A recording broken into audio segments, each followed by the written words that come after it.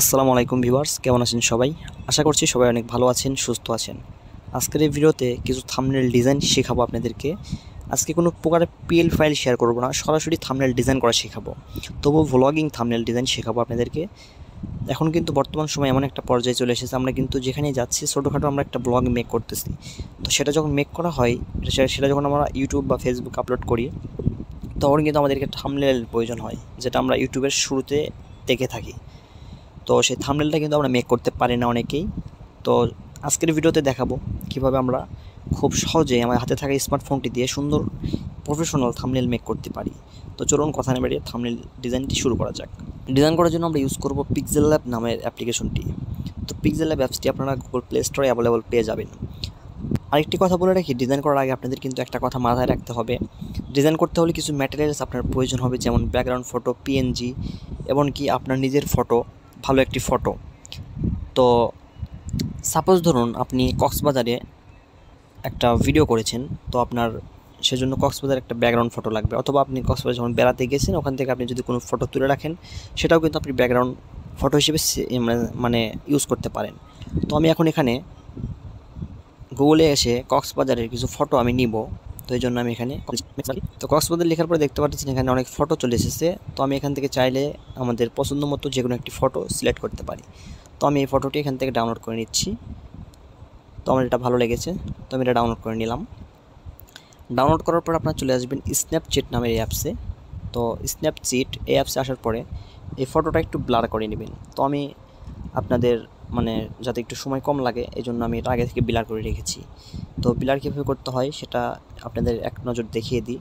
আপনারা সেই ফটোটি এখানে ওপেন করবেন। ফার্স্ট অফ অল ওপেন করার পরে টুলস অপশনে ক্লিক করবেন। মাঝখান থেকে টুলস অপশনে ক্লিক করার পরে এখানে দেখতে পারবেন ব্লার বলে একটি অপশন রয়েছে, ব্লার, এখানে ক্লিক করবেন। ব্লার অপশনে ক্লিক করার পরে এখানে দেখতে পাচ্ছেন মাঝখানে একটা গোল একটা অপশন চলে এসেছে, এটাকে একদম ছোট করে দিবেন। দেওয়ার পরে এটা একটা কর্নারে নিয়ে যাবেন। তাহলে দেখতে পারবেন আপনার ফটোটি ব্লার হয়ে গেছে। এটা চাইলে আপনি বাড়াতে পারেন, কমাতে পারেন। তো এটা মোটামুটি এখানে 20 বা 30-তে রাখবেন, তাহলেই চলবে। মোটামুটি দেখতে পাচ্ছেন 30-তে রাখলাম। এরপর আপনারা জাস্ট ফটোটিকে এক্সপোর্ট করে নেবেন। তো আমি এক্সপোর্ট করে রেখেছি। এখন আমরা পিক্সেলল্যাব অ্যাপসে চলে আসতেছি। পিক্সেলল্যাব অ্যাপসে আসার পরে সবার প্রথমে যে কাজটি করতে হবে, উপর থেকে 3 লাইন আইকনে ক্লিক করতে হবে। এরপর আমরা এখান থেকে ইমেজ সাইজ ক্লিক করব। এখান থেকে আমরা কাস্টম সাইজ থেকে ক্লিক করে এখান থেকে ইউটিউব থাম্বনেল সাইজটা সিলেক্ট করে নিব। ইউটিউব থাম্বনেল সাইজ সিলেক্ট করার পর দেখতে পাচ্ছি এখানে নিউ টেক্সট বলে একটা লেখা রয়েছে, এটাকে আমরা উপর থেকে লেয়ার অপশনে ক্লিক করব এবং এটাকে ডিলিট করে দেব। ডিলিট করে দেওয়ার পরে আমরা উপর থেকে প্লাস অপশনে ক্লিক করব। এই পাশ থেকে প্লাস অপশনে ক্লিক করে আমরা যে ব্যাকগ্রাউন্ড ফটোটি ব্লার করলাম স্ন্যাপচ্যাট অ্যাপস দিয়ে, সেই ফটোটি এখানে সিলেক্ট করব। তো এটাকে আমরা একটু ক্রপ করে ছোট করলাম। তারপর এটাকে আমরা টেনে এটাকে ফুল স্ক্রিন করে দিব। ফুল স্ক্রিন করে দেওয়ার পরে লেয়ার অপশনে ক্লিক করে আবার এটাকে লক করে দিব। এরপরে আমাদের নিজস্ব ফটো অ্যাড করতে হবে। তবে নিজস্ব ফটো অ্যাড করার আগে অবশ্যই ফটোটির ব্যাকগ্রাউন্ড রিমুভ করতে হবে। ব্যাকগ্রাউন্ড ফটো আপনারা অবশ্যই রিমুভ করতে পারেন, যদিও তাও আমি দেখিয়ে দিচ্ছি। গুগলে এসে আপনারা লিখবেন 𝐸𝐴𝑚ove.bg। 𝐸𝐸Move.bg লেখার পরে দেখতে পারবেন আপনার সামনে ওয়েবসাইটটি চলে আসবে। সিম্পলি এখানে আসার পরে আপনি এখান থেকে আপনার যে ফটোটির ব্যাকগ্রাউন্ড রিমুভ করতে হবে সেই ফটোটি সিলেক্ট করে দিবেন। এরপরে আপনারা এখান থেকে দেখতে পারবেন মাত্র 1 সেকেন্ডের মধ্যেই এটার ব্যাকগ্রাউন্ড রিমুভ হয়ে যাবে। তারপর এখান থেকে নিচে ডাউনলোড অপশন থেকে এই ফটোটি ডাউনলোড করে নেবেন। তো আমার অলরেডি ডাউনলোড করা রয়েছে, এই জন্য আমি এখান থেকে প্লাস অপশন ক্লিক করে ফ্রম গ্যালারি থেকে এই ফটোটি অ্যাড করে নিচ্ছি। ফটোটি রোটেশন করব, এই পাশ থেকে আমি এই পাশে রোটেশন করলাম, যেহেতু ব্যাকগ্রাউন্ডটা এই পাশে রয়েছে। এরপর আমি এটাকে পজিশন মতো বসিয়ে দিলাম। অবশ্যই সবগুলো কাজ করার পরে এটাকে লক করে দিবেন লেয়ার অপশন, তাহলে আপনার কাজ করতে সুবিধা হবে।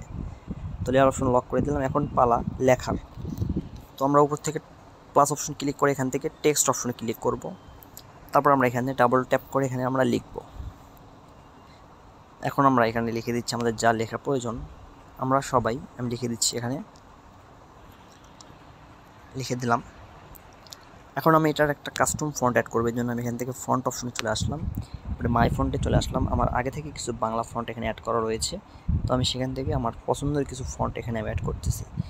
তো আপনারা আগে থেকেই ফন্টগুলো ডাউনলোড করে রাখবেন। কীভাবে ফন্ট অ্যাড করতে হয় সেটা যদি আপনারা না জেনে থাকেন, অবশ্যই আমার গত ভিডিও দেখতে পারেন, গত ভিডিওগুলো, তাহলে আপনারা বুঝতে পারবেন কীভাবে বাংলা ফন্টগুলো এখানে অ্যাড করতে হয়। তবুও যদি সমস্যা হয় অবশ্যই কমেন্ট করে জানাবেন, আমি চেষ্টা করব আপনাদের সমস্যাগুলো সমাধান করতে। তো আমি এই কাস্টম ফন্টটি অ্যাড করলাম। আমরা সবাই আরেকটি টেক্সট অ্যাড করতে হবে। তো আমি আরেকটি নিউ টেক্সট নিলাম। এরপরে এখন এখানে লিখে দিব কক্সবাজারে। তো লিখে দিলাম আমরা সবাই কক্সবাজারে। কক্সবাজারে এই লেখাটা আরেকটি আমি কাস্টম ফন্ট অ্যাড করব, অন্য একটি। তো আমি এখানে অন্য একটি কাস্টম ফন্ট অ্যাড করে দিলাম। তো আমাদের অ্যাড করা কমপ্লিট সকল কিছু। এখন মেনলি পালা কালার করার। তো জাস্ট আমরা কালার করার জন্য কালার অপশনে চলে আসবো। এরপর এখান থেকে আমাদের পছন্দ মতো আমরা কালারগুলো সিলেক্ট করে দিব। তো আমরা যদি কাস্টম কালার অ্যাড করতে চাই, আমাদের এখান থেকে যে ডিফল্ট কালার রয়েছে এখান থেকে যদি পছন্দ না হয়, এই জন্য আমরা এখান থেকে প্লাস অপশনে ক্লিক করব।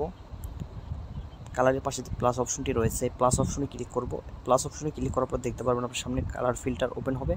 এখান থেকে আপনি চাইলে যে কোনো ধরনের কালার সিলেক্ট করে নিতে পারেন। যেমন ধরুন আমি এখান থেকে হলুদ কালারটা সিলেক্ট করে দিলাম।